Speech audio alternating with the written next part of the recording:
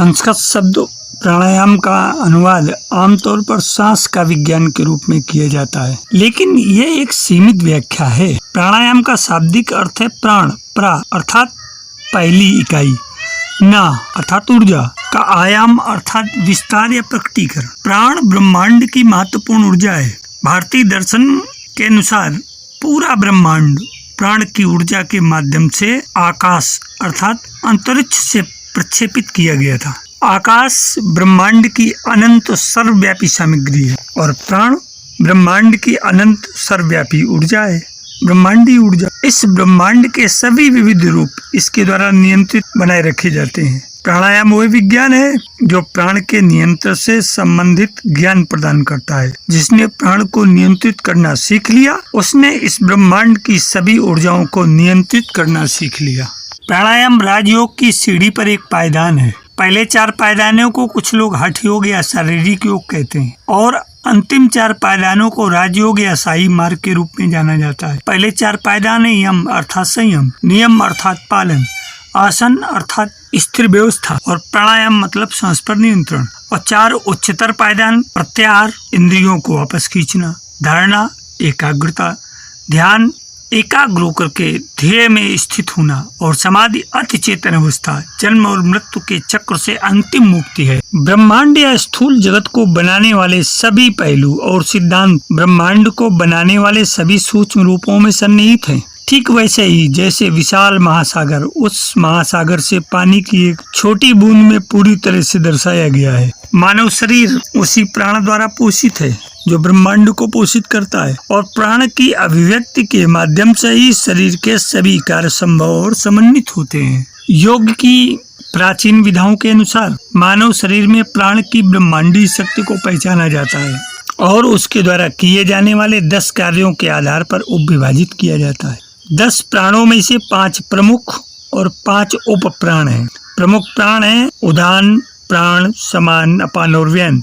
हालांकि प्राण शब्द सभी 10 प्राणों पर लागू होता है, लेकिन 5 प्रमुख प्राणों में से एक को भी प्राण नाम दिया गया है, जिसके कारण जल्दी स्पष्ट हो जाता है। उदान प्राण स्वर यंत्र के ऊपर शरीर के क्षेत्र पर शासन करता है और हमारी विशेष इंद्रियों के उपयोग को नियंत्रित करता है। प्राण स्वर यंत्र और हृदय के आधार के बीच के क्षेत्र पर शासन करता है। ये वाणी और स्वर यंत्र के साथ साथ श्वसन प्रणाली और उससे जुड़ी मांसपेशियों को नियंत्रित करता है। समान हृदय और नाभि के बीच के क्षेत्र पर शासन करता है और पाचन में शामिल सभी चयापचय गतिविधियों को नियंत्रित करता है। अपान का निवास नाभि के नीचे होता है। यह गुर्दे, बड़ी आंत, मलाशय, मूत्राशय और जननांगों के कार्यों को नियंत्रित करता है। व्यान पूरे शरीर में व्याप्त है और सभी मांसपेशियों, स्वैच्छिक और अनैच्छिक के विश्राम और संकुचन के साथ साथ जोड़ों और उनके आसपास की संरचनाओं की गति को नियंत्रित करता है। प्राण की ऊर्जा सूक्ष्म रूप में होती है।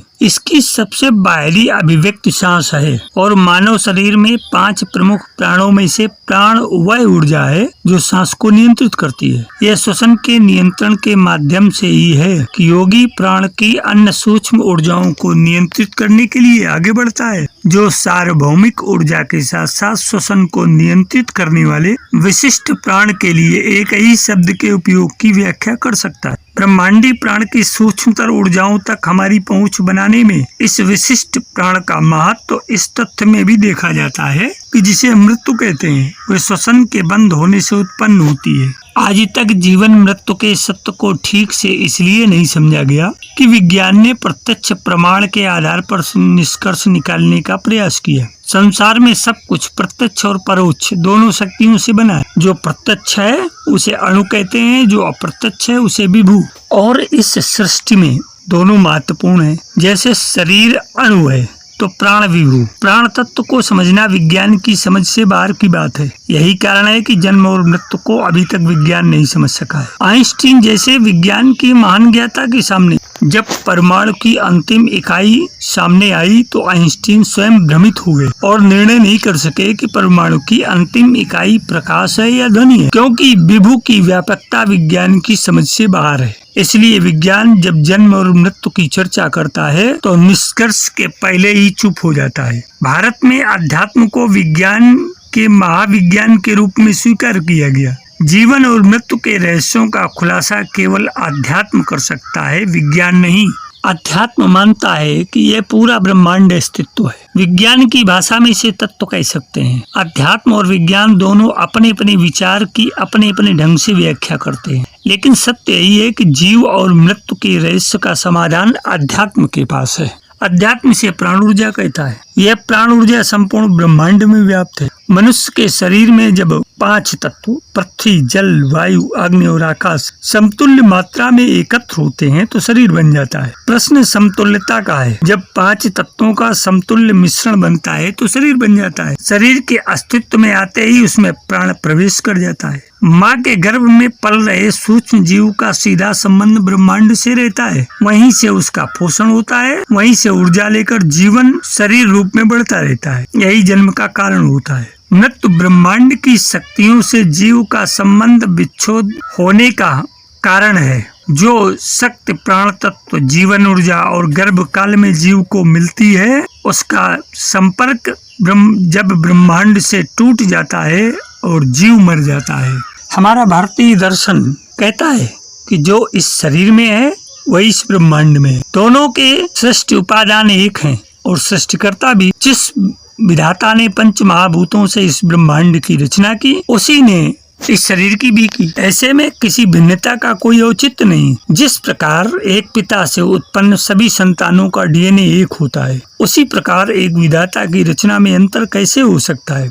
जैसे सूर्य, चंद्र, ग्रह, नक्षत्र, असंख्य तारागण, आकाश गंगाएं ब्रह्मांड में स्वतः संचालित हैं, उसी तरह नेत्र रूप में सूर्य, मन रूप में चंद्र आदि सभी प्राकृतिक शक्तियां इस पिंड शरीर में भी विद्यमान है। ऋग्वेद का पुरुष सूक्त इसका प्रमाण है, जिसमें परमात्मा स्वरूप एक विराट पुरुष के विभिन्न अंगों से लोकों की सृष्टि का वर्णन है। जैसे नेत्रों से सूर्य, मन से चंद्रमा, मुख से अग्नि, प्राण से वायु, कर्णकोरों से आकाश, सिर से धूलोक, चरणों से पृथ्वी आदि उत्पन्न हुए। इस कारण दोनों की क्रियाविधियों में भी समानता स्वाभाविक है। गति के जो नियम ब्रह्मांड के लिए निर्धारित हैं, वही इस पिंड शरीर के लिए भी। तमाम ग्रह, नक्षत्र आदि जब तक अनुशासनबद्ध हो अपने अपने मार्ग पर गति करते हैं, तभी तक उनका अस्तित्व है, और ब्रह्मांड का भी। अन्यथा एक पल के लिए भी पथभ्रष्ट होने पर न किसी ग्रह का अस्तित्व बचेगा, न ब्रह्मांड का। यही बात इस पिंड के लिए भी सत्य है, क्योंकि दोनों का पथ एक है और पाथेय भी।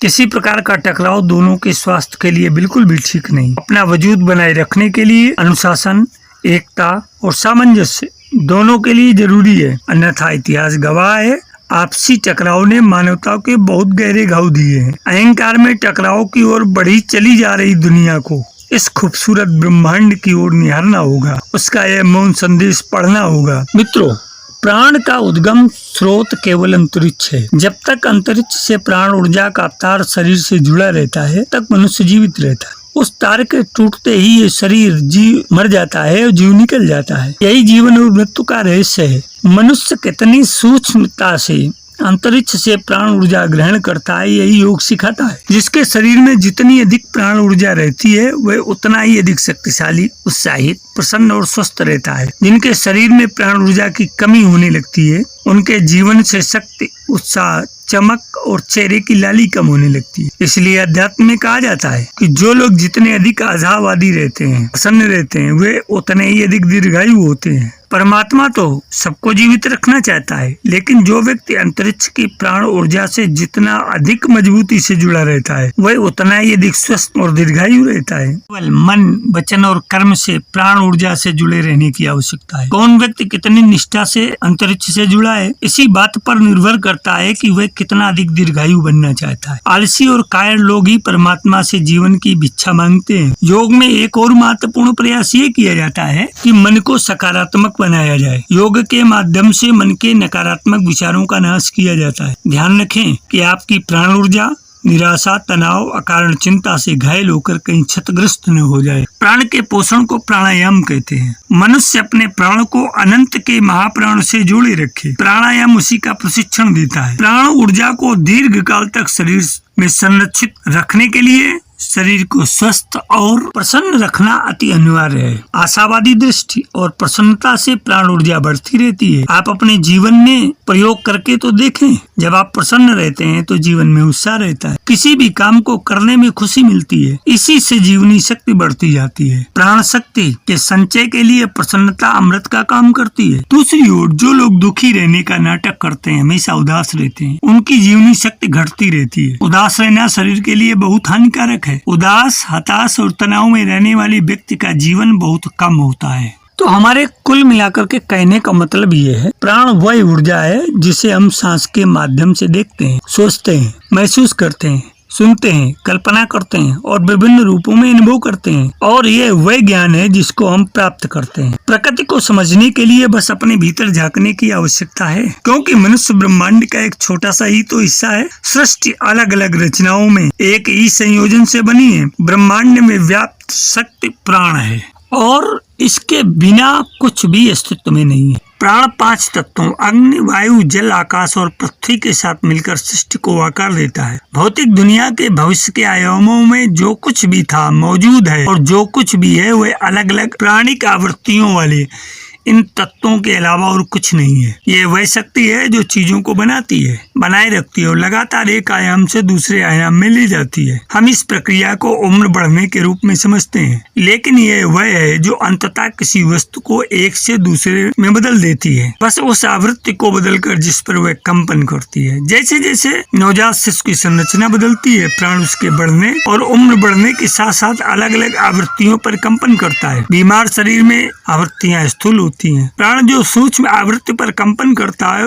वह योगी का होता है। बिल्कुल अलग स्तर पर कंपन करने वाला एक शव है जो परिवर्तन की प्रक्रिया से गुजर रहा है। अगला रूप जो उसके पिछले मालिक ने ग्रहण किया है वह प्राण की एक और संरचना है। एक ऐसा प्राण रूप जो कुछ भी नहीं है, पूर्ण शून्य। सभी सजीव वस्तुओं में प्राणिक आवृत्तियां लगातार बदलती रहती हैं, लेकिन निर्जीव चीजों में स्थिर रहती हैं। अलग अलग वस्तुएं एक दूसरे से अलग होती हैं, जैसे कि दुनिया, रंग और विचार अपनी अलग अलग आवृत्तियों के कारण। यही कारण है कि एक मूर्ति या शिवलिंग एक साधारण पत्थर से अलग है, क्योंकि एक अलग रूप में ये अपने प्राणिक कंपन के कारण शक्तिशाली है। अभी तक जो कुछ भी आप सुन रहे हैं ये वो ज्ञान है जिसे हम प्राण ऊर्जा के माध्यम से प्राप्त करते हैं। भौतिक स्तर पर यह वह ऊर्जा है जो विभिन्न परतों, कोषों से होकर गुजरती है और विभिन्न कोषों से प्रत्येक में मौजूद ऊर्जा केंद्रों तक पहुंचने के बाद भौतिक रूप में प्रकट होती है। इन ऊर्जा केंद्रों को चक्र कहा जाता है। एक निश्चित स्तर, आयाम और आवृत्ति के प्राण को केवल उसके विशिष्ट चक्र द्वारा ही माना जा सकता है, और ये विभिन्न आयामों में, विभिन्न परतों में इस ऊर्जा का जो भौतिक स्वरूप है वह सबसे छोटा और अंतिम हिस्सा है जो मानवीय अनुभूति से परे है। भगवान श्री कृष्ण ने गीता में कहा है, अपाने जुह्यत प्राणो प्राणापानम तथा परे प्राणापान गति रुद्धा प्राणायाम परायणा। गीता के 4th अध्याय का 29वां श्लोक। सृष्टि स्वयं तो पूर्ण रूपेण प्राणमय है ही, प्राण से ही मन आगे बढ़ता है और ब्रह्म की इच्छा से प्राण ही मन से पृथ्वी तक का निर्माण करता है। संपूर्ण प्रकाश मंडल और रश्मियों का समूह मात्र है। सहस्त्र भाव से संपन्न रश्मियां सूर्य केंद्र से जुड़ी हैं, नियंत्रित हैं। नियंता ही व्यान है, या मैं इसी से नियंत्रित सारी रश्मियां प्राणात अपानात रूप से गतिशील बनी हुई हैं। प्राण अपान व्यापार भी है। मेरे अध्यात्म प्रेमी जिज्ञासु मित्रों, प्राण और अपान दोनों ही शरीर के पोषक रक्षक प्राण हैं। प्राण शक्ति प्रदाता और निर्माण करता है। यह जठरांग से जुड़कर शरीर की सप्त धातुओं के रस निर्माण में भूमिका निभाते हैं। उदाहरण के लिए रक्त से जब मांस का निर्माण होता है तो मांस रक्त का रस कहलाता है और शेष बचा रक्त मांस का मल होता है। अपान शरीर से मलों का विसर्जन करके शरीर को शुद्ध निरोग रखने में सहायक है। शरीर में प्राण अपान स्थूल प्राण है। गीता में प्राण अपान को यज्ञ भी कहा गया है। इस ब्रह्मांड के कण कण में प्राण ऊर्जा प्रवाहित है। मनुष्य के अंदर व बाहर इसी प्राण ऊर्जा का विस्तार है। ये विश्वव्यापी जीवनी शक्ति, जापान में इसको रेकी, चीनी भाषा में ची, पश्चिमी देशों में लाइट अथवा होली स्पिरिट और रूसी में बायो प्लाज्मिक तथा हिंदी में इसे प्राण ऊर्जा के नाम से जाना जाता है। आशा है प्रस्तुत प्राण और ब्रह्मांड का संबंध तथा इसका आपसी समन्वय और जीवन पर ये व्याख्यान आपको पसंद आएगा तथा आपकी समझ को भी अध्यात्म के संबंध में और बेहतर करने में मदद करेगा। अगर ये आपको अच्छा लगे तो इसको लाइक अवश्य करें, कमेंट करना न भूलें तथा अपने इष्ट मित्र को भी शेयर करें। सफल जीवन की यात्रा के इस अंक में आज इतना ही। धन्यवाद।